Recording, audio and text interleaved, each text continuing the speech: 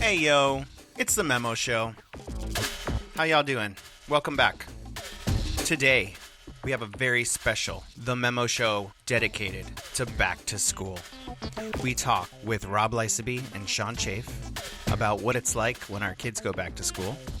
We talk about sitting in the back of the bus and much, much more. We talk about fights. We talk about smoking at high school. We talk about so much cool stuff. Nostalgia all the way. Do me a favor and subscribe to this podcast on whatever podcast app you are using right now to listen to this. Go to my Instagram and follow me there. I post all my updates there, and I have links to everything else that I do, like a Twitch. I have a Reddit. I have a YouTube. Like and subscribe, and I guess hit the bell. We have a YouTube exclusive called News, Notes, Slander, and Otherwise. You can only find that on YouTube. You can also send me an email, schedule a date to come on the show if you have something to share, if you're a musician, an artist, if you are a filmmaker, anything. If you're cool, you can come on. All my links are available in my link tree on Instagram. And thank you for joining us today on The Memo Show. Without further ado, the Back to School episode. Regularly scheduled programming will not be seen at this time, so that we may bring you an ABC after-school special. Stoned.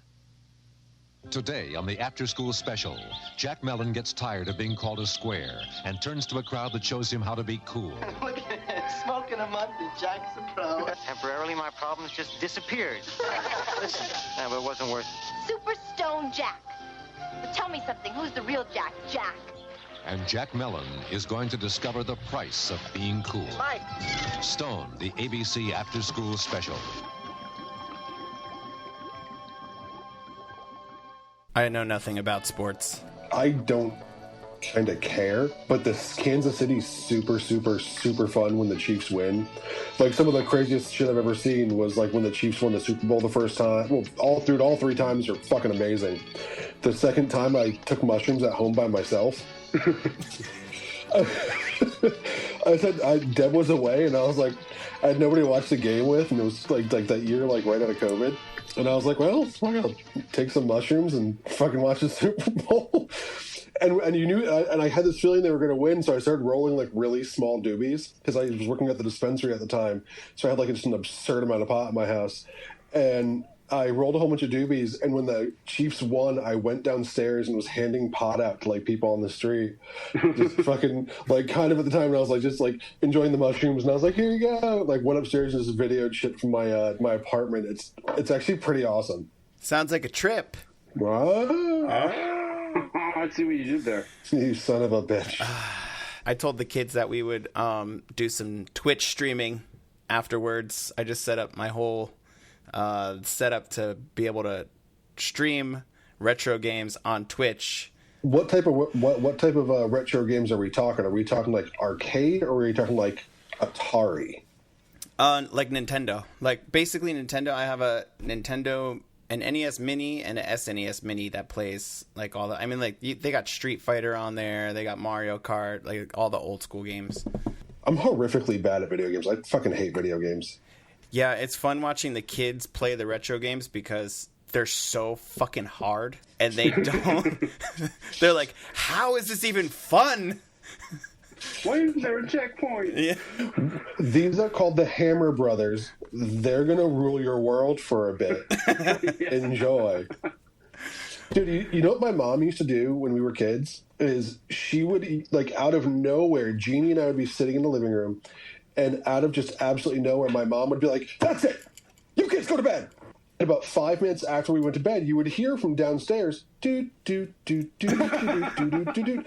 And the next morning, my mom would be, like, making breakfast and be like, so, the Oompas on level 7 where they pour out of that tunnel real fast, that's hard. How'd you get past that? Like, not today, Mom. You earn your shit around here. I've got my buddy Sean Chafe, and Rob Lysaby is back as well for another round of the Memo Show. And as you all know, it is September. And what is September? Back to school time. Yay. If you're a parent. Yay if you're a parent. And shit if you're a kid. Here comes the anxiety. So we thought that we would spend an episode and talk about some fun stuff that either, we remember about going back to school, or if you have kids. Sean, I know you have Liam over there. How old is Liam? He is 11. He started 6th grade actually last month. Ohio is done by Memorial Day and going in the middle of August. Yeah, dude, it was the same way when we lived in Indiana, and I was like, what are these kids going to school for? It was the weirdest thing on the planet. Yeah, I didn't realize how late Norwalk went. Fun fact, my sister, because there were a bunch of blizzards and floods that year, she was literally the last girl to graduate high school in America that year. Because they graduated in June 27th. Which God. Was everybody else in the whole country was done. I think the valedictorian was a boy, and she was whatever the second one. I didn't even try to aim that high. So whatever the second one is before the valedictorian, and then I aimed for being able to go to the ceremony and miss. It's okay. I aimed for no wasted effort, basically. She was that one, second place. That's crazy. It's a salutatorian, I believe it is. Okay. Oh, Thank look you. at that! I had no idea that was a thing. I did not. No. I did not pay attention that hard. It's super just first loser. Dress that bitch up whatever way you want. Doesn't matter. So when did pencils get so expensive? Fuck. You take our kids to if you don't go after school shopping right after school ends, you're fucked. There is nothing in the stores. Target, empty. You literally have to order it on Amazon, or else you're not getting anything for your kid. And everything is so expensive. Back in the day, you could go buy a pack of 10 notebooks for $10, and now each one is $5.50, $6. It's so expensive. The back to school stuff. It's ridiculous. I saw something where parents were basically banding together in groups to order in just massive bulk of pencils, paper, things of that sort, and they just got such a discount that it made it feasible to be hey, let's go ahead and order 50,000 number 2 pencils, 10,000 notebooks, and all this just absurd amounts of stuff. And it's this is our end of the year nerd apocalypse bunker place. Yeah, and it's a good idea, right? But then the teachers, they get paid such shit salaries for the amazing work that they do that they have to end up asking the parents to donate to the classroom too. So you're buying double the shit for your kid, and then you got to buy stuff for obviously you want help, but for the kids who can't afford it, or just if they forgot their pencils or whatever, the teachers can have stuff to give to the other kids. But it's freaking crazy. Back to school this year, because we always wait till they're about to go back and they're okay, what do you need? And the only thing, my son's going into middle school too. He just went into 6th grade at the beginning of the month. He just wants mechanical pencils. I didn't realize that was still a thing. I used to love mechanical. Pretend to shoot up. Put the spike in my vein. But then it breaks off, and you're just I'm crap. It's gonna be broken forever. Yeah, try to stick it back in there. At one point, if you can take the little eraser off the top, you just end up with a whole bunch of little 1/4-inch shards of bullshit in the bottom of them that are too crowded. Then you're well, fuck this thing. I never did. I was like a syringe, but you push it in, and then you could it would open up whatever mechanism you could stick it back in the Vietnamese torture. So this is something that I just found out. For when they're doing charity drives for school supplies, which are wonderful and really awesome things. But I'm going to tell you about something really nefarious. When you see those groups out on the street that say hey, get us to nationals for baseball, for basketball, for football, for cheerleading, for gymnastics, for dance, whatever it is. It's not that these things are scams. The kids go and they play and they have a great time. In a lot of ways, these are really great events for the kids. Every single one of those places is a for-profit, humongously profitable endeavor. And anytime you ever see one of those things that say, give us money to go to nationals, go give that money to, buy pencils for kids. I know that sounds really shitty, but if you want to do travel sports, well, your parents can pay for that. I'm going to go get the rest of these kids' pencils and paper, and you can have some of those. They're for everyone. But if you want to play in like these sports leagues that are for profit directly that make these people tons of money, Yeah. have fun paying for it. Get off my fucking street corner. It's weird because I feel like I'm going to hit you with my car. I've never come across that. I've come across the kids that like would sell like candy bars for their basketball jerseys and stuff, but not That's the different. national thing. If a kid is selling something, buy away. If you're getting something in return, even though no matter how crappy that pencil eraser or waxy ass chocolate can taste, you can get it. Like for that $1, I'm talking about the people just out in the street corner holding that box and their little signs being like, "Send us to nationals." No, I'm sorry. There's like 37 different sets of cheerleading nationals, and especially volleyball. Because we see this in Kansas City. Kansas City is the girls' capital of volleyball in America. Well, and you're a huge football state. And we are, obviously cheerleaders go hand in hand with football. So I could imagine that would happen. I didn't know they asked the public to help them get to nationals. It's all over the place out here. It's the craziest thing. And so many of them are for-profit driven things. And you know what, kids, I hope you the best. But, I'm going to go buy pencils and papers. Feel free to have some. Write me a letter about how angry you are that I said I wouldn't give money for you to go someplace that's for-profit.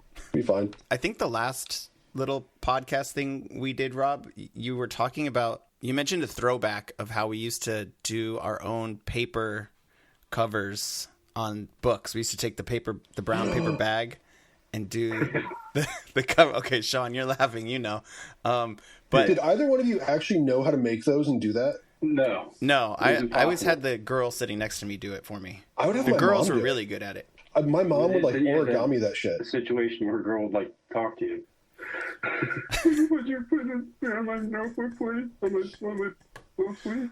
Well, usually I would pretend like I knew what I was doing, and then if I struggled long enough, they'd be like, "Just give it to me," and then they would do it for me. But the only reason I liked to do that to my books, and if nobody knows what we're talking about, if you're a little younger, and that was the other thing I was going to say, kids, I don't think kids know about that nowadays because I haven't seen it, throughout my daughter going to school, throughout Leo going to school, throughout anything. I've never seen them make their own things, and plus most of it's online anyway nowadays. But I remember the joy of it because I used to be able to scribble on my book all year. Oh yeah, it was just a doodle pad. Do you remember the stretchy fabric that like the fancy kids had?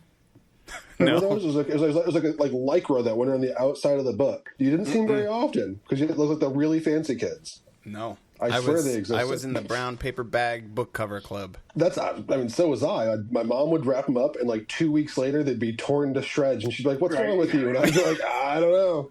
Yeah, I got nothing, Mom." I just tagged on them. I just got good at doodling. That's all. I like the cardboard on the back of the notebook for the doodling because it held up better. Because like Rob said, it was like I don't know if I was just dragging my textbook across the floor all day or what. It's just destroyed.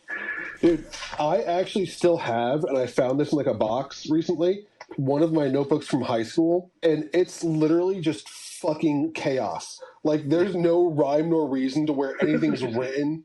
Like, it's not like for a class. It was for school, that goes to segues from math into like English into like some weird history, and I'm like, fuck, okay. I have a couple of mine. I have a couple of my backs, but I don't have the whole notebook. Like I would just tear the back off after I filled it up with Deftones lyrics or something. So you did your best work on the back cardboard of the notebook, huh? And I asked Rob this because he's a literary type. Did you take notes studiously, or like? For me, it was like I'd start writing, and then I'd be halfway writing through whatever the teacher said, and I'd forget. Then I'd panic about that, and then the teacher would keep talking, and I'd lose track of what the hell they're talking about. So now there's two things I don't know what the hell they're talking about and didn't get written down. And so to this day, I had teachers who would stop and look at me and be like, "Why aren't you taking notes?" I'm like, "Because I'll just absorb it better if I don't have a pencil in my hand." Dude, if you see me with a pen in my hand in class, I'm drawing like a dick somewhere. I 100%. The only way that I ever learned how to take notes, and you know what? Shout out to Mr. Block, or Dr. Block.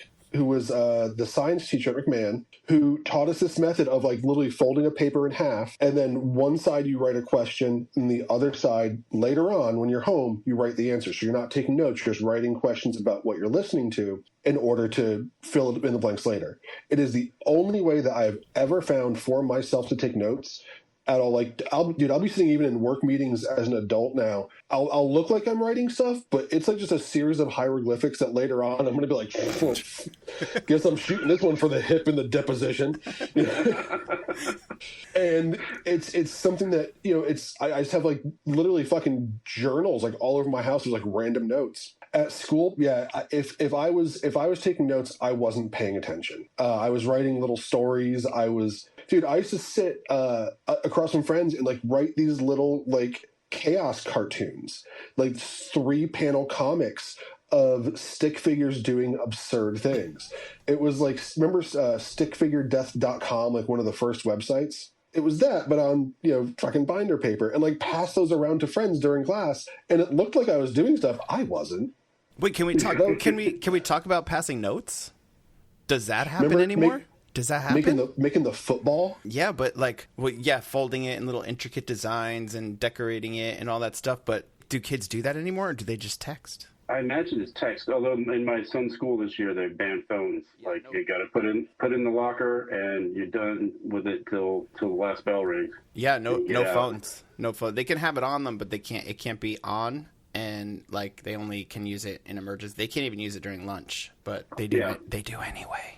But are you telling me that the children of America aren't listeners? Because I figured good for them. Rage against the man always. Yes.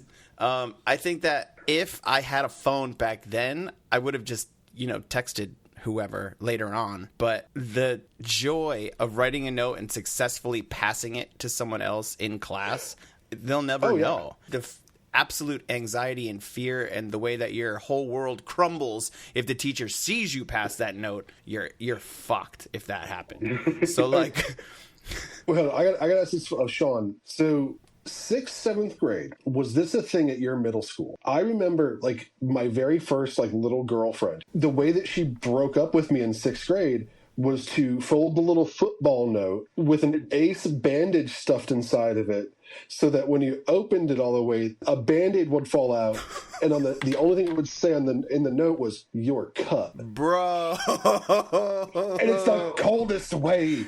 That was brutal. Isn't it? It's so good though.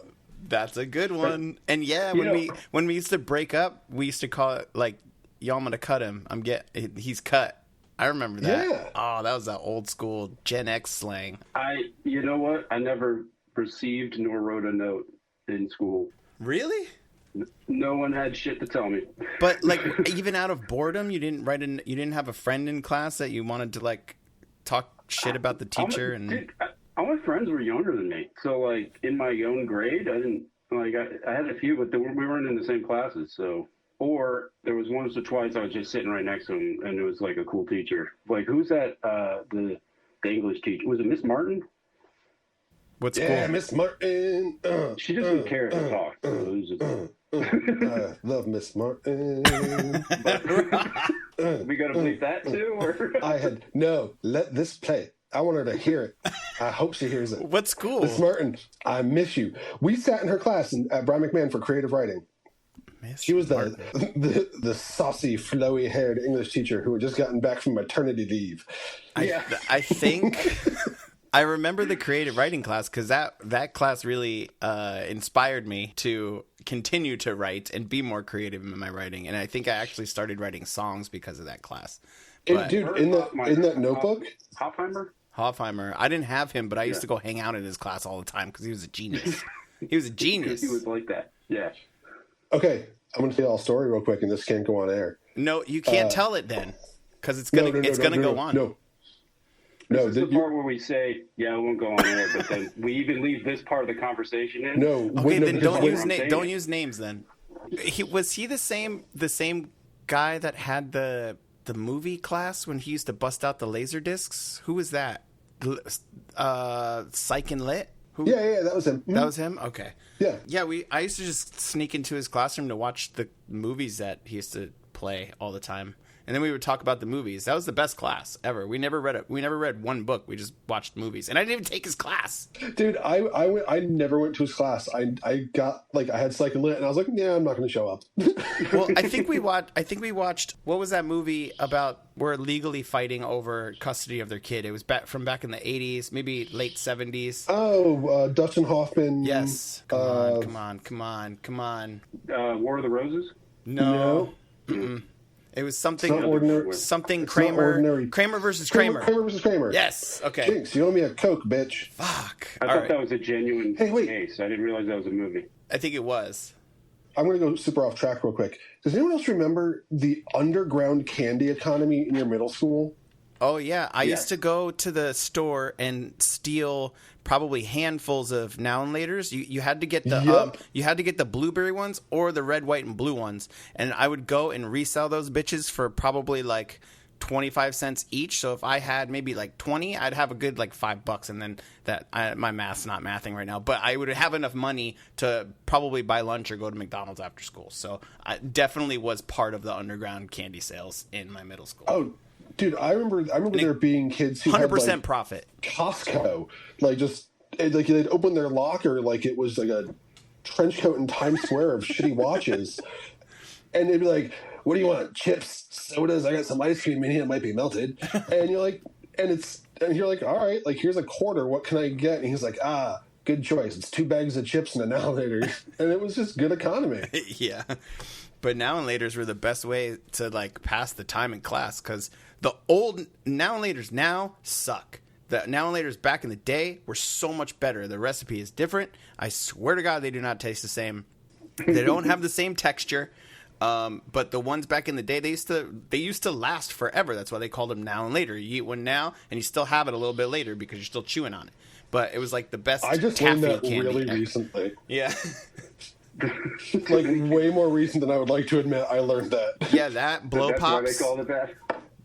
Had a ton of blow pops. You had to get the green apple, the watermelon. No, Rob, they were called blow pops because there's gum inside, and you could blow the bubble with the blow.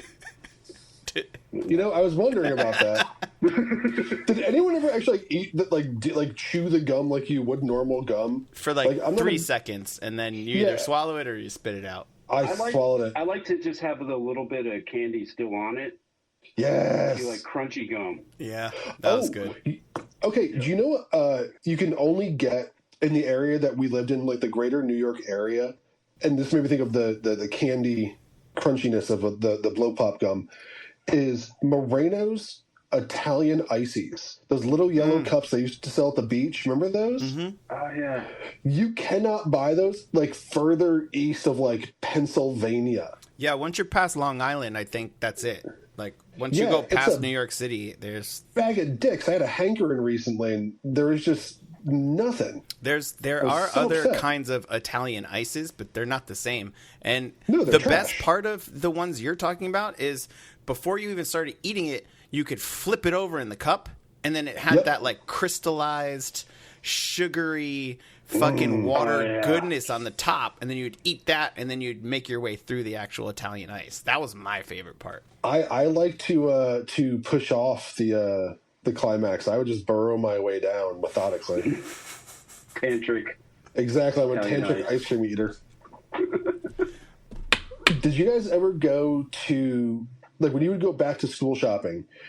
What age was it that it stopped being, we are getting you 4 pairs of pants, 4 shirts, 8 pairs of underwear, and you finally got to start, you started to get, not just a little bit of control, but, full-on control, full automation of wardrobe, where you didn't have to be like, ooh, my mom might not like the Nirvana shirt with the wiener on it. That kind of just autonomy is the word. I think by the time I was 15, I would have enough say in what I wanted. The only thing that my parents usually I had to deal with them on were sneakers. I just need a good pair of sneakers. I don't want to go to school with some cheap ass sneaks and get made fun of or whatever. That's why when Leo wants nice sneakers, I think that I'm not going to let my kid go to school in some off-brand sneakers and fucking get made fun of because kids are fucking cruel. They're cruel. They are. And if we got to budget the rest of his wardrobe, fine. But he's going with some fucking fresh J's to school. And there's no way I'm going to not let that happen. Now, as I got older, I stopped caring as much. Give me a pair of Converse and I'll be fine. But earlier on in like early middle school and maybe the end of elementary school, because probably from kindergarten to 4th grade, we went to Payless. It didn't really matter. Like kids didn't look at your shoes. But then around like 5th grade to maybe like 8th grade, yeah, that's when shoes were like you needed to have like good sneakers to go to school. Oh, that's when I moved to Norwalk with my janky ass Velcro sneakers.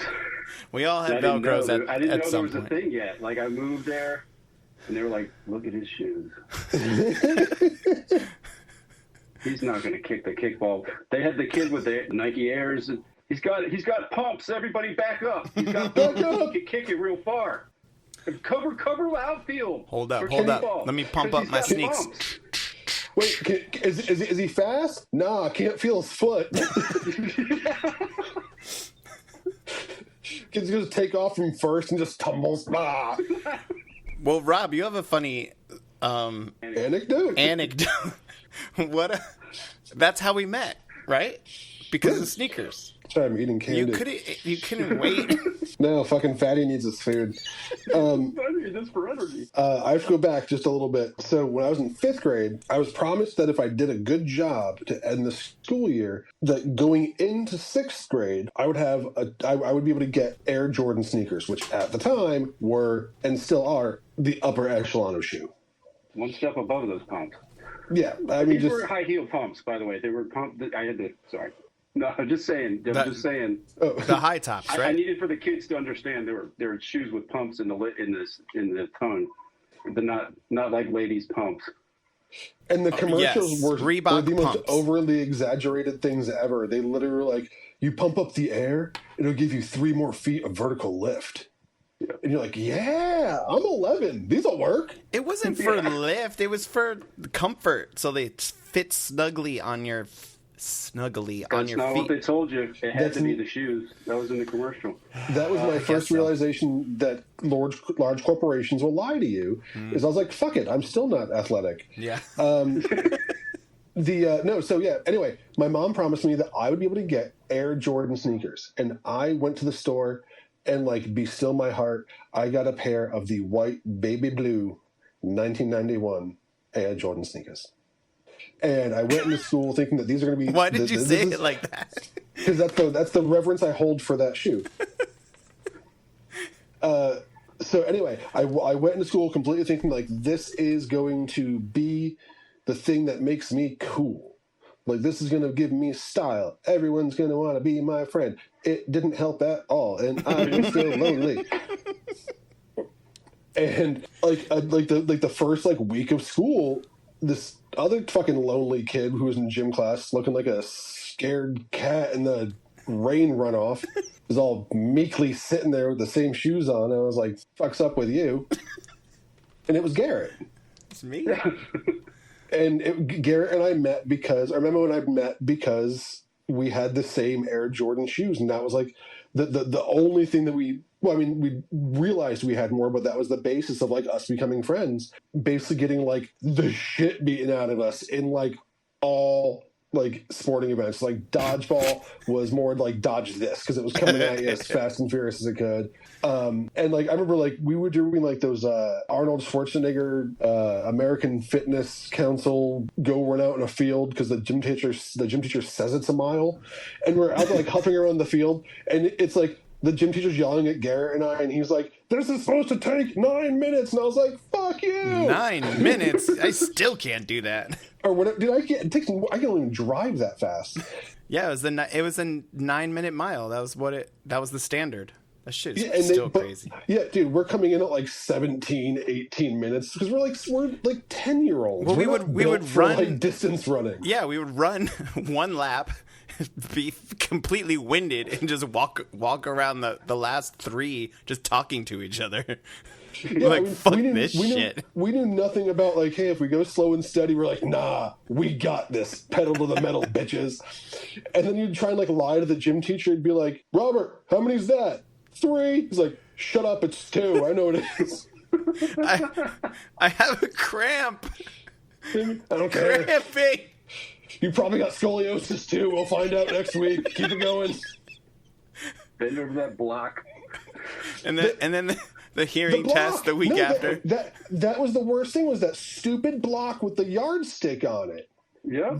That thing was built to crush your self-esteem. That thing made me go, oh, you know what? I don't need to swim with a t-shirt on to be like, I need to swim with a t-shirt on. But was scoliosis still that big of a deal in the 80s? Because wasn't that a thing like in the 50s and No, like I think 60s? they still check kids for... No, they're thinking of polio, you silly bastard. No, scoliosis, bro. I know the difference. I'm just saying. Anybody who doesn't sit right is going to get, like, posture is a big deal, man. I didn't know that. I didn't realize that was, like, still a concern. Sean, how tall? How tall are you? You're what, 6'5"?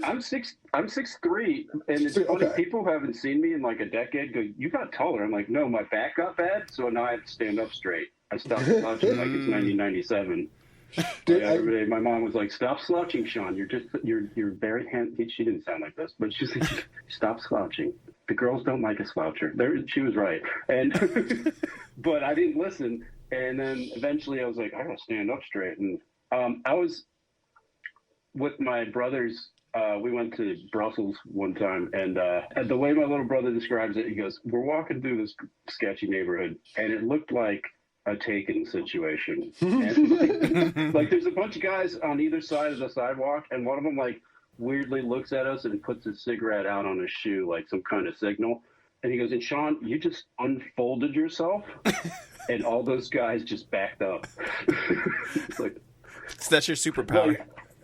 Like, Unfold yourself, Sean. Sean, origami man. Where the fucking Brussels were you? So we were walking to we were like from that main area to Cantillon, the brewery, Cantillon, and like it got dodgy in between. Dude, I got super, like, I had one of the best nights of my life in Brussels. We were there for their, I think it was like their, like, Armistice Day, and they were selling, and dude, I was like 17 at the time. They were selling, it was like 60-cent bottles of wine, like American cent, like the transfer or whatever, and like 30-cent like Davels. I got super hammered running around Brussels, and I went like a zip line. It was fucking incredible. Oh, I was so hungover the next day. I missed my train. Yeah. Where were you?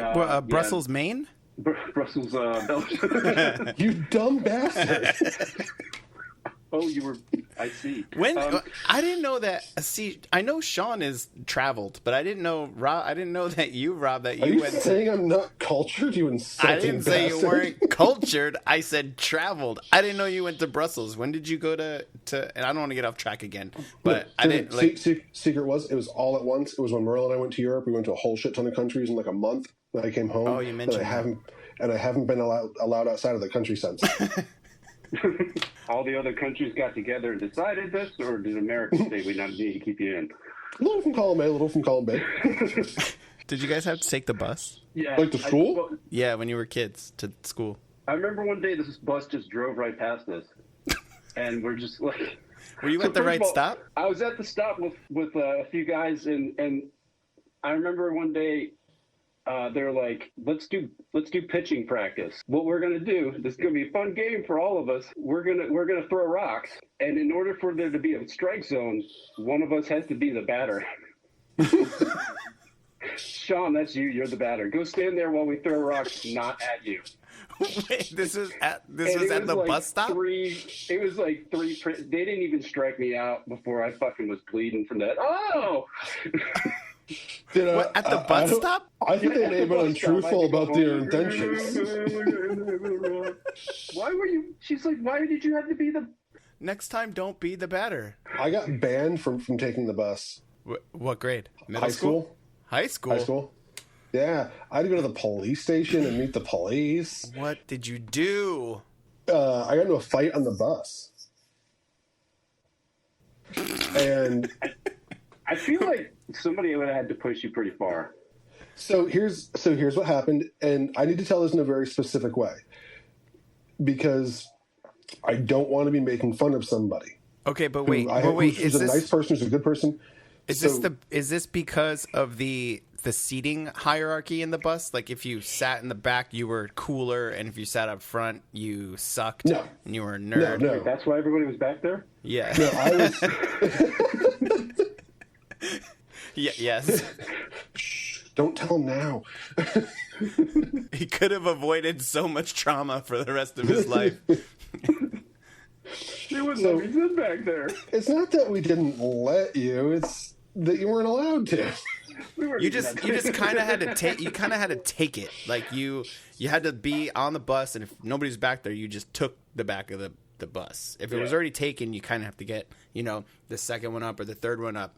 But you stay as far back as possible. I used my position on the bus one time because But this is a great story. Oh, Rob will get back to it. His ADD. Sean, do you remember when you and I broke up a fight at McMahon? Sean seems like a fight stopper. Yeah. I tried to stop a fight at a show the other day, and the guy I pulled out of it was a security guy already doing his job of trying to stop the fight. And he was like, "What the fuck are you doing?" I'm like, "Oh, sorry, sir. Go back in there."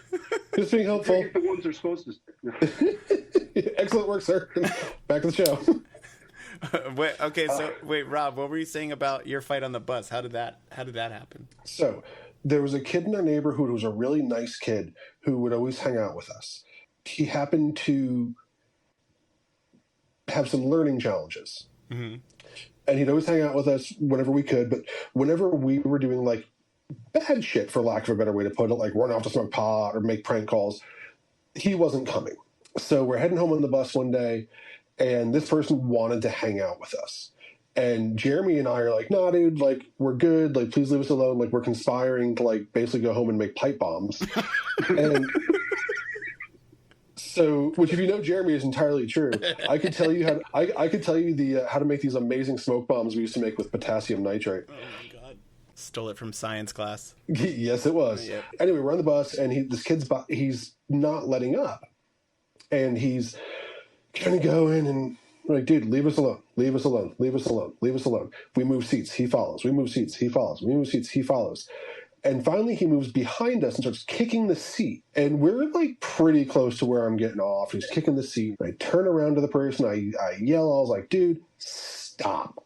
And he reaches over and he grabs my ear, or he digs his nails into my ear and just starts to fucking twist. And he's twisting and he's twisting. And it hurt. I mean, it really, really hurt.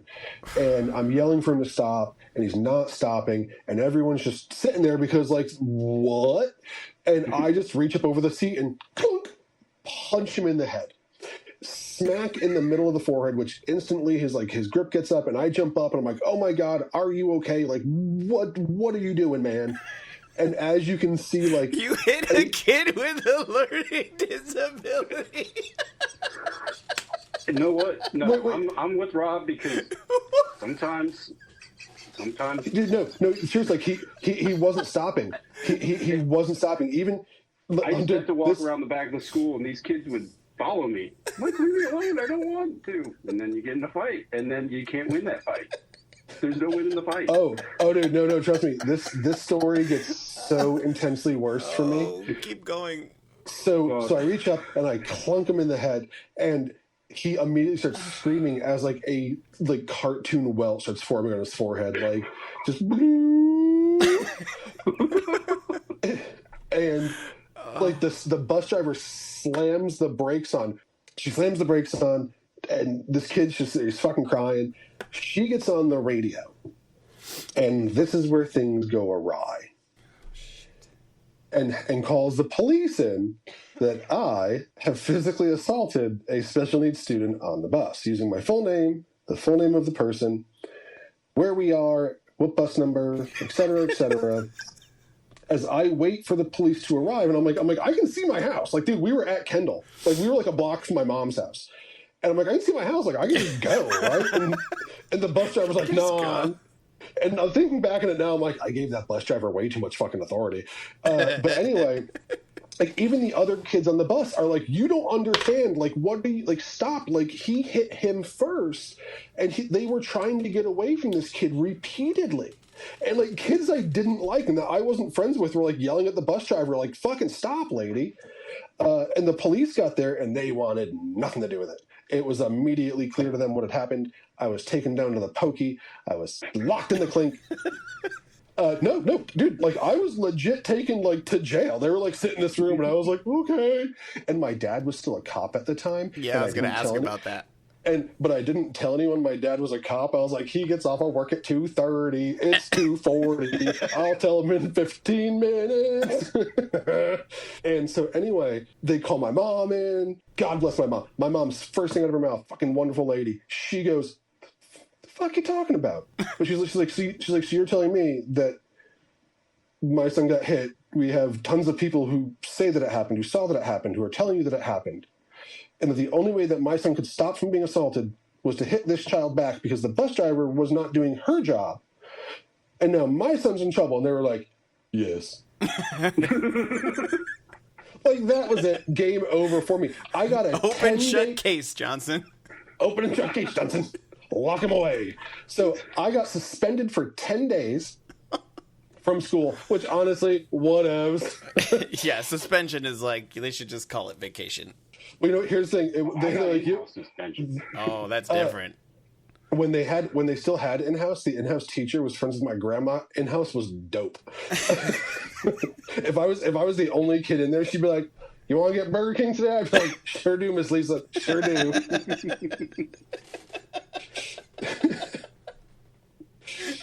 But so anyway, I get suspended for 10 days from school.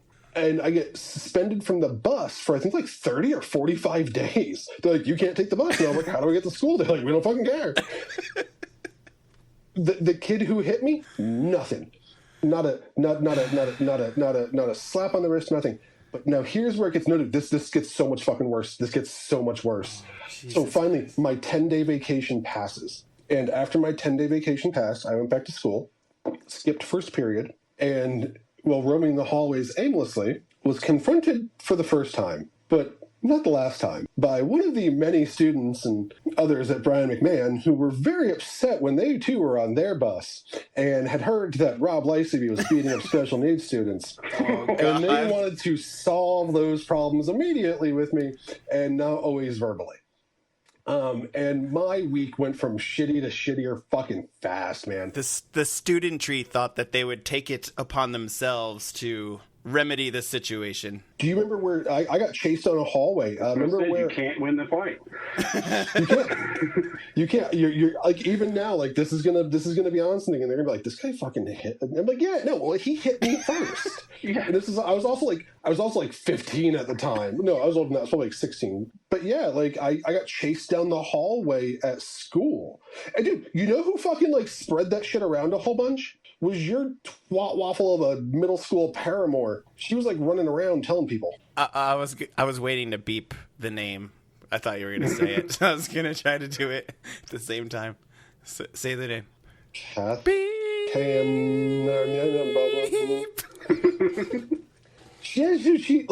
like, hey, do you guys hear what happened? I was in the bus and I heard this story. That kid over there, yeah, tall one, kind of goofy, yeah, likes beating up special needs kids. Go say hi. He likes it. Likes to. Dude, yeah. She always had it out for you, man. Even though you guys were like good friends, she still, any chance she could get to throw you under the bus, she absolutely did. Oh, dude, she's like an OG nemesis. Like, everyone has. I have a theory that everyone has a certain amount of nemesises in their life, and it's pretty much like you get like one per year about. And like they took that title a couple times throughout my life. I'm just like, fuck this chick, man. She was a good nemesis, though. Gotta admit. Thank you so much for that story, Rob. All right, let's wrap it up with. I have one more topic. I was wondering if because Rob, you kind of brought this up, but fire drills and nuclear drills, and how we were prepared. I'm doing air quotes. We were prepared for everything. It's pronounced nuclear. Thank you. Because they were so, looking back, and even during the time, they were so absurd. They didn't do anything. Like, okay, we had a fire drill. We'd have to slowly and orderly walk out in a single file. Fuck that. If something was on fire, we were running out of the school. No matter how many times we practiced that, that's just... And plus, we got so desensitized by it that we would just keep doing class. Nobody would get up during the fire drill. You guys were Tagano and Lysaby. Like, I was Chafe. Like, first of the alphabet. You guys were fucked if those fire planes were coming up. You're back at the back of the line. I'm looking back at Garrett. I'm like, come with me. And then screwed. No, all those drills, they're like the TSA and the rhythm method. They're just illusions of safety. That's all they fucking are. Yeah. There's nothing. Actually, no. We are wrong in one regard, and it's weird. Is that repeated fire drills in the Twin Towers actually saved like hundreds of lives. Really? But like. Yeah, if you ever like read up on it, like the way they did floor drills after the '93 bombing, actually really supposedly saved a lot of lives later on after the first tower. That people knew, like, hey, like we're not hanging out. Like this isn't some fluke. Like get out now. And it was much more orderly than some had anticipated an event being like that. So yeah, but no, when you're kids, no, fuck, dude, I'm just going to scream and push everyone out of the way, like. Women and children goodbye. 10-year-old Robert's got to go. I have no impulse control around fire. And then in nuclear drills too, like we didn't have nuclear drills, but looking back at those old like videos from like the 40s and 50s or during the Cold War, it was so funny to see them get under your desk. How is that going to save you from an atom bomb? Well, so here's the thing.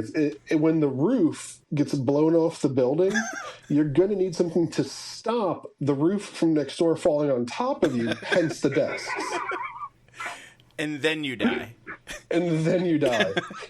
Or, you're just, you make it, but you were so close to the explosion in the first place that you had to worry about fucking flying roofs coming at you that you turn into a horrible mutant without 2 months and die painfully. Like, it's not really like an option A, option B. The only thing I ever got out of fire drills was stop, drop, and roll, which is when you're already on fire, not trying to escape the fire. So, and that always stuck with me. Once. What? I did catch on fire at school. It was. You remember they had the shower actually no, I was at Roten, you guys weren't. But they got showers installed in like the science rooms. Yeah, in the science rooms, and so like it was like the brand new shower, and I was so fucking excited to be on fire. Because we're doing an experiment, and I had this sweater, and the teacher's like, "You're probably want to take that off," and I was like, "I'll just roll up the sleeves. They're fine. They're floppy. Whatever." He's like, "Yeah, sounds good." So I struck the match, and the sleeve just all the way down straight to the match, and then the flame just went up my arm and across my other arm, and I'm walking. I'm like, I get to go in the shower. It was so fucking awesome.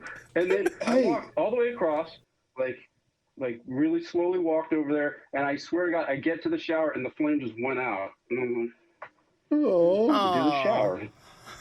Garrett, do you remember that guy, the 7th grade science teacher Mr. for the Harding. blue team? Mr. Harding, that was it. Oh my God, dude, this guy would bring in like a bed of nails and be like, lay on it and I'll hit your stomach with a sledgehammer. And you're like, okay, you're the fucking teacher. And like, I don't remember learning a single thing that year in science outside of this guy literally coming into school and be like, want to see a cool experiment? And I'm like, kid, does it mean throwing apples at the bed of nails again? Because that'd be cool. That guy was crazy. Me and him did not get along. I tell a story on another podcast about him, and it'll come out soon. But that's funny you brought him up. He was friends with my grandfather, and this since my family was pretty big in the area, I think there were a lot of teachers who I had who were like this. They were like, "Ooh, Lysaby, you say, you're to be an excellent student and a joy to be around." And within a week, they'd be like, "Fuck this kid." They're like, "Your grandfather would be ashamed." I'm like, okay. Fundraisers, yay or nay? I already told you my opinion. Always no. I mean, like the fundraisers that they used to give us to raise for the school. Like you'd have to go during the Christmas season and sell 900 rolls of wrapping paper. Those kind of fundraisers. You remember? Did you have those? Jeannie and I gamed the system.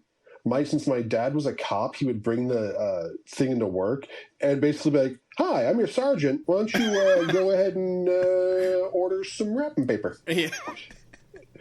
And we'd be the kids who are like, want a bike? Like, Yeah, we get like the bikes and shit. Yeah, the only kids that won were the ones whose moms like worked in an office and could get like everybody to like buy stuff from there. If you had to go to your family, you're like, Aunt Chris, can you buy some wrap? I already bought 6 rolls of wrapping paper from my other 6 kids. No more wrapping paper. My problem was once Dad cashed in his chips on us and moved on to his next family, he was like, you can sell it on your own.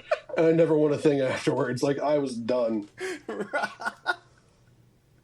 Did you guys have a yearbook, not in high school? Like, we had a... Oh, wait, you broke up. I can't hear you, Sean. Sean, can't hear you. It went to Dad's phone. Oh, someone else is connected to you. I turned on. This is Sean's son, Liam. Oh, what's up, Liam? I'm using headphones. What's up, buddy? I accidentally turned on the headphones, but it connected to Dad's phone instead. That's okay, Liam. How you doing? Good. How's school going? I'm just gonna turn off the headphones. Oh, okay. Bye. Not a fan of the show. Okay. He's not a fan of the show. Oh my God. It's okay. It's okay. He was very polite. He was very he said sorry. I connected by accident. I've seen profanity used well before, but like that was a masterclass. Is that my kid said that? I was so tempted to be like, Liam, I'm so glad to finally talk to you. Did you guys get any of my story that I was starting to tell? No. Not a word. You Not cut a out word. and then You cut out and then Liam was mysteriously a guest on our show. So That's so funny. Yeah, he put on some old Bluetooth headphones that I gave him, and he stole the audio. In 5th grade, this is a story I was telling, and I thought you guys were really interested into it, and then I realized, no, you guys are saying stuff, but I can't hear you. we got to come up with a hand signal or something. Sorry. Go ahead. You finish. Our teacher had this. She had us do a yearbook, and it was just basically an exercise in writing stuff. So she basically gave us topics to write about, and then she photocopied it all. And my mom found this like when my cousin was visiting, and like she's like, "Here, look at your yearbook. It's so cute." So one of the exercises we had to do was like, "What are you going to say to everybody at your 20-year reunion?" And oh God! Like she gives it to me. She's like, "Read in front of your cousin. That'd be nice." And so I read it. Like the other kids were like, "I want to build a rock. I want to be an astronaut." And this one kid was like, "I'm going to be the guy who designs that rocket ship that the astronaut goes up in. Like I'm going to be a sports character." Mine was, "Hi guys, you probably don't remember me, but I'm Sean." Like that's the saddest right off the bat. I just assumed nobody would know who I was. You probably don't remember me, but I'm Sean. I live alone with 2 dogs named Yappy and Flappy. Yappy's name is Yappy because he yaps all the time, and Flappy's name is Flappy because his ears are flappy. Well, anyway, it's been nice seeing you guys. See you in another 10 years. Bye. Dude, ironically, that's literally exactly what I said at our 20-year reunion. You guys, Yappy, Flappy. Yeah, that's why I wasn't getting any notes, I guess. Mystery solved. Yeah, dude, so I did go to our 20-year reunion, and it actually was kind of fun. It was interesting. I think some people wind up being like, "Oh, yeah, that makes sense." I was like, "Wow, like you are so not who I thought you'd ever be." Like I talked to some people who I really didn't expect I'd super enjoy engaging with, and a handful of people I was like, "Oh, Jesus, you turned out awful." I never went to any of the reunions. Anybody that I really gave a shit about in high school, I can text you and we can hang out. Like other than that, I don't want to talk shit because I had a good high school experience and everybody was really cool with me. But I have moved on. I didn't want all the questions about my dogs. Oh, so what are you doing now? Still working retail. What are you up to? Yeah, dude. Anybody who starts pulling out that, they really were the best years of our life. No, they weren't.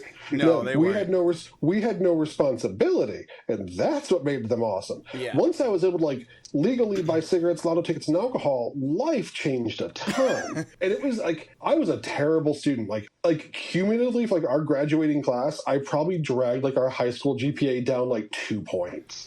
Yeah, it wasn't the people that made high school awful. It was the work and the fact that I barely learned anything. It was the system that sucked, and I can't even blame some of the teachers because, they're working with whatever they got with the bare minimum.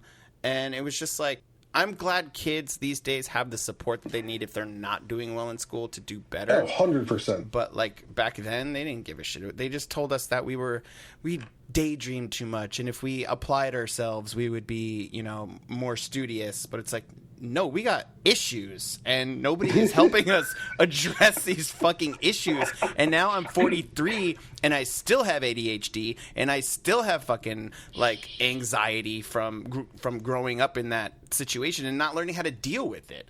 And it was all push it down to the bottom. Yeah, bottle it up. You don't need to deal with it. What are you going to be, a little girl and talk about your feelings? Fucking rub some dirt on it. Get over it. Yeah, I hate that. What's really impressive, though, is that those same the type of people that had that same type of toxic masculinity as young guys, I know that's a really overused term, but you know it when you see it. It's that pornography measure of you fucking insidious little bastard. You are that type of guy who just, when you were younger, you could see it and you tracked straight upwards, knew exactly who I thought. Oh, what's that? Oh, you became a cop. That tracks. Or just this absurd thing that starts off way too young, because especially for us, we were taught that whole no, you just you push it down, and if someone doesn't do that, you were kind of made to feel really weird. Yeah, I wanted to talk about Dare too, and how Dare didn't make me want to not do drugs. It made me want to do all the drugs. So what's really funny? I just found my Dare certificate. What? You still have your certificate? So DARE was a program we had in the 80s and 90s. What did it stand for? Drug Abuse Resistance Education. Thank you. And you got a bumper sticker. You got a T-shirt.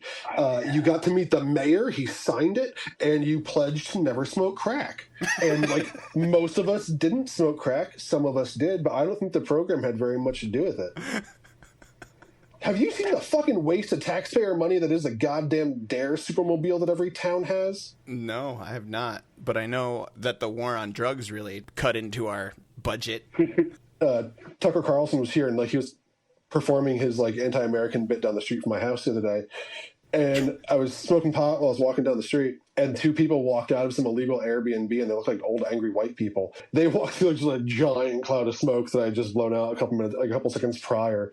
And the woman was like, "Oh dear, this is beyond the pale. Oh. And I was like, I want this encounter to last forever. I want to bask in your anger."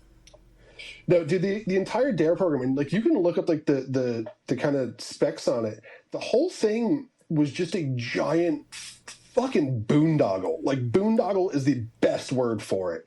It wasted millions of dollars, or billions and billions of dollars in resources that effectively did nothing, because everything that they taught you in DARE was fucking immediately undermined when you walked into your parents' house in 1989 and there was an ashtray on every available surface. There was a 30 rack of beer in the fridge, a 30 rack of beer in the basement, a 30 rack of beer in that weird fridge that has what you didn't know at the time was a tap in it in the garage. And then just open liquor bottles in a cabinet somewhere that your parents and their friends drank and smoked all the time. So you went home well, Officer fucking Dare was just telling me not to do that. Officer, maybe that's why we all have a problem with cops. That was the cops' original I have a sin. problem with cops for a different reason, but I think Dare, it did something different to me. It sparked my curiosity, because I think at that point in time, maybe fifth grade, I don't know. I knew what pot was. I was kind of scared of it, and I knew that eventually, from all the commercials I saw after school, that I was going to be encountering it at some point. You know, I was kind of scared of it, but then I wasn't after that, because then I saw all these other drugs that were way more hardcore. And way more fun. Yeah, and that's the thing too, is that they would go through and tell you like the side effects and the effects of the drugs and all that stuff, and I would be like, I would try that. I would try that one. I wouldn't try that one. I'll try that one. Got him, need him, got him, need him. It was like collecting Pokemon, and I fucking... And it's true. It came true. I literally basically tried everything in that fucking case that they brought in. And, you know, I wanted to judge it for myself. Do you remember when you and I promised each other, I think we were around like 12 years old, and we made like this, we're like walking down the street, like very like Stand By Me-ish, going to see the dead body and be like, promise me you'll never smoke cigarettes. And you're like, I promise. And I was like, you promise me too. Okay. And like, we'll never smoke. Hooray. And within like 2 years, we were Cut like, to 2 years later. Let me bum a cigarette. Let me bum a cigarette. I'm going to go smoke a butt in the locker room during a hockey game. I got to go. Does your mom have any Marlboro mediums left? You never smoked, did you, Sean? Not really. He was straight edge, right? You were straight edge until when? Until you partied with me. And I looked around and I was like, everybody seems to be having a good time. I was always that guy over there going to start smoking. So like, I was like, but maybe I'll drink alcohol. So I did that, and it turned out it's kind of nice. Thanks, guys. And then I got out of the military, and it was like I was in my 30s, and it was like, it felt a bit late to start. Like, how does that conversation go? Like, hello? Hi. I'd like to purchase some marijuana. I don't know. Click. Hello? Whatever, pig. Click. Dude, before weed was legal in Missouri, I went through that. Like, I had no one to buy from. And I'm like going around to friends and I'm like, hey, do you have anybody who you can hook me up with? And like some of the people I knew were like, nah, man. I don't know you. And I'm like, I want to buy an eighth for like $30. Like, I'll pay market retail pricing. It's okay.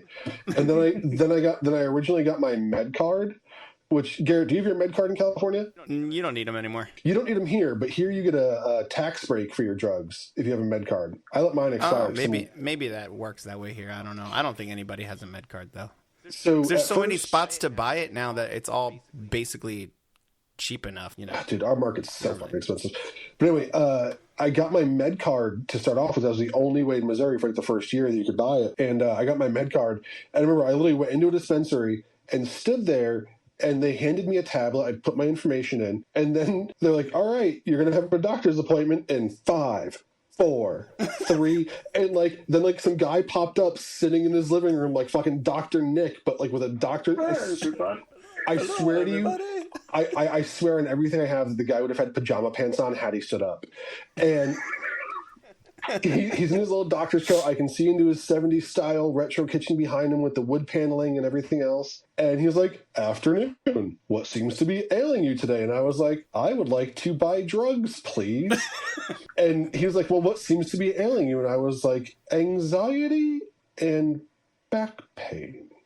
And he goes, the back. A lot of nerves back there. This should help. Next. And that was the entirety.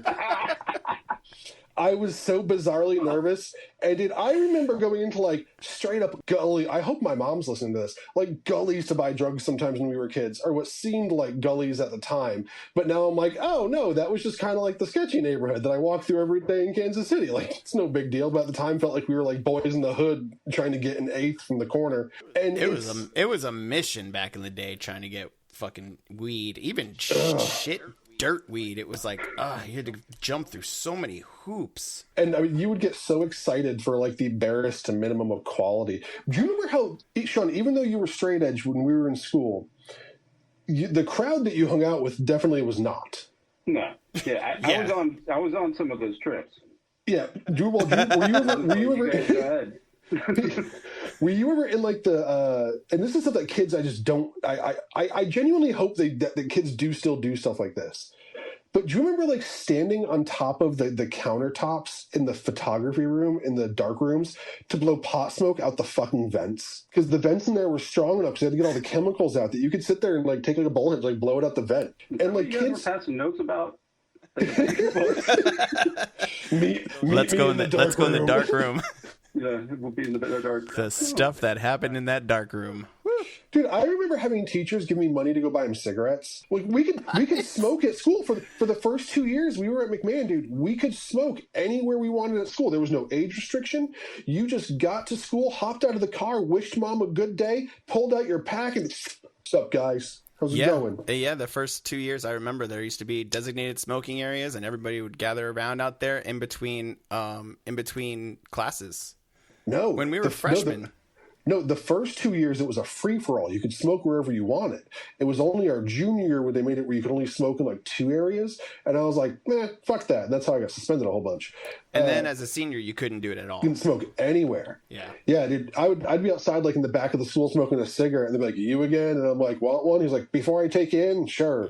And just like fucking hack a butt with the security guy. I have a video of all the kids in the smoking area. We asked them what they think about Brian McMahon, and I have that saved. That video is amazing. Yeah, that video is incredible. I'll probably put that up on YouTube to accompany this episode, but it's fucking great. Thank you, Rob Takis, for being the man on the street in that recording. That was amazing. He's like, I'm taking your video camera, and I was like, okay, what are you gonna do with it? He's like, you'll see. And that's what he came back with, a supercut of all the kids saying, "This school sucks." But it wasn't just cigarette smoking. Like there were kids, like I remember like vodka and water bottles, kids taking mushrooms before school. I remember being high as a kite walking into astronomy and just sitting in like the middle row, being like the front middle, and being like and just like giggling and drinking a cup of coffee and doing nothing else. Like there were kids doing bazonker shit. I remember kids doing ketamine. I remember kids doing acid, mushrooms. We didn't have like the coke and shit was in like Darien, like the Darien kids. Like you go play some like weird barn party in like Weston, and they're like, "You want to blow a rail?" And you're like, "No." 15. I don't need my license yet. Weird. But yeah, like none of pot was really hard to get, but then you had like random times of like someone got like 4 ounces of mushrooms and like people's like hand mushrooms out. That was just the really weird high school experience. Yeah, I always knew that option was available, but I would never ever be able to handle any hallucinogens going to school. That I couldn't even fathom doing that. Those kids were brave. No, I remember one particular person turning around to me in a classroom setting, turning around and giggling, going, You're like, oh, okay. I know where you're at. There was a kid who tried to like jump out of a fucking window. It was the full-on after-school special. That shit happened.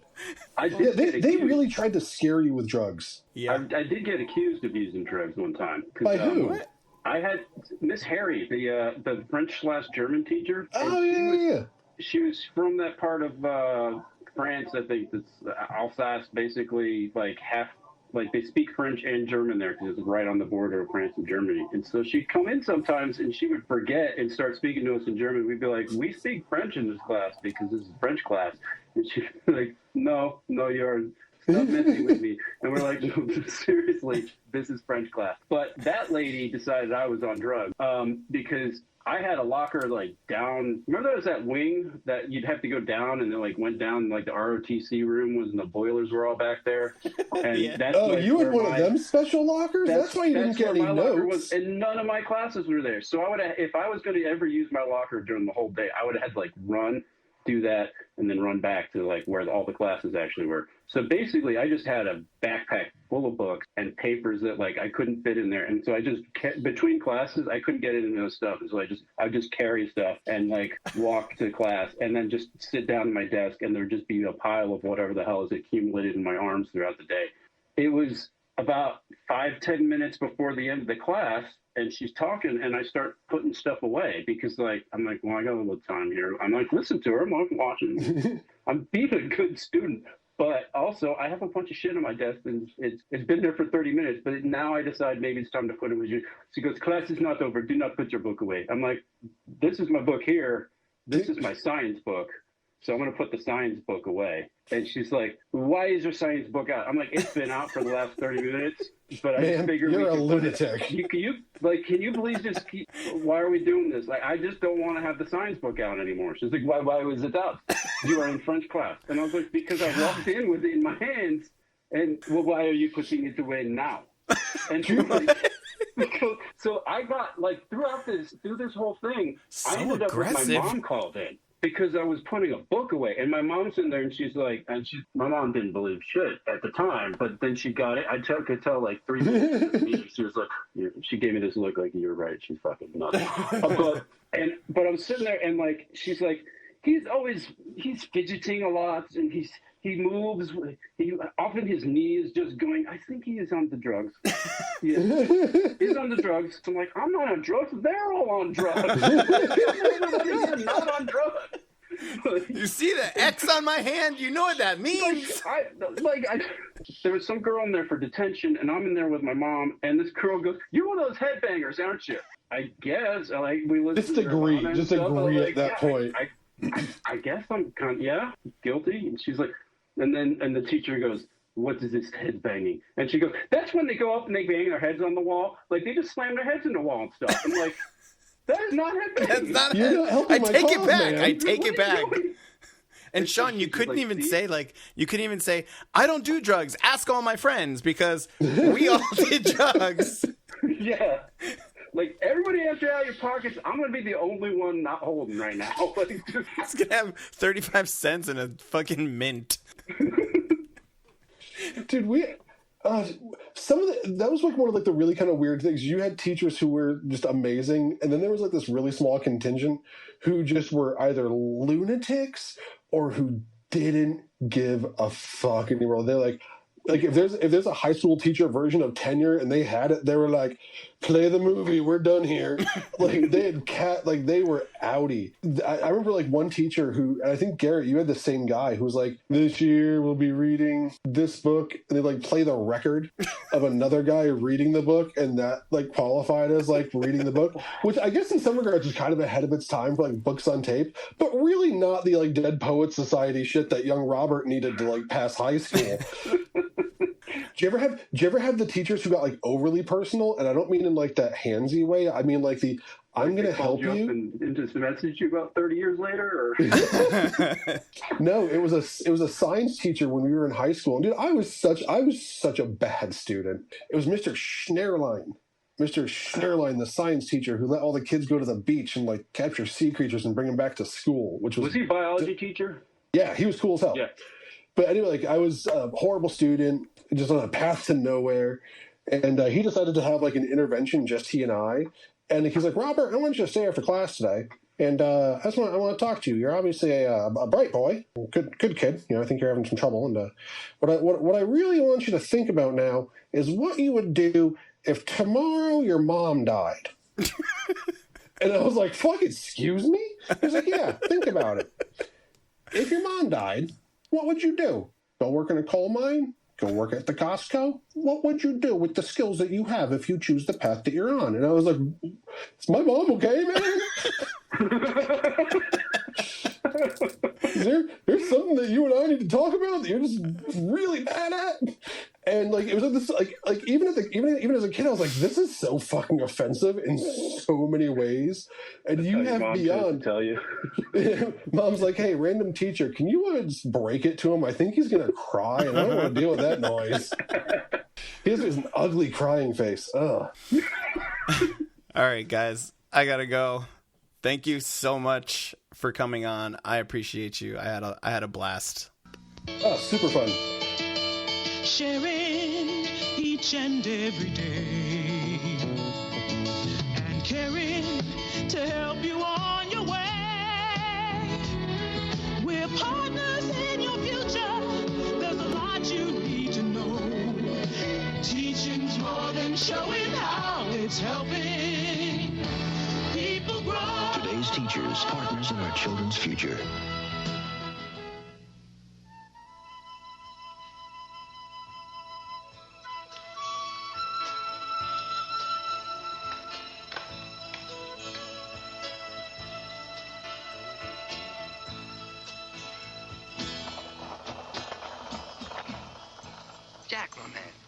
Just got some dynamite smoke. Come on.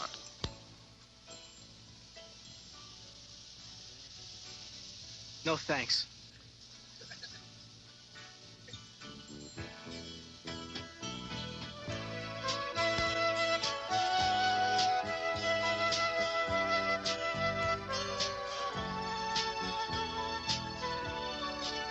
Hi. My name is Jack. Not Super Jack or Stone Jack. Just plain old Jack.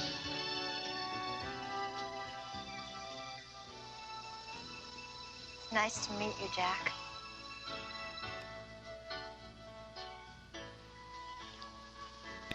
I'm just plain Felicity.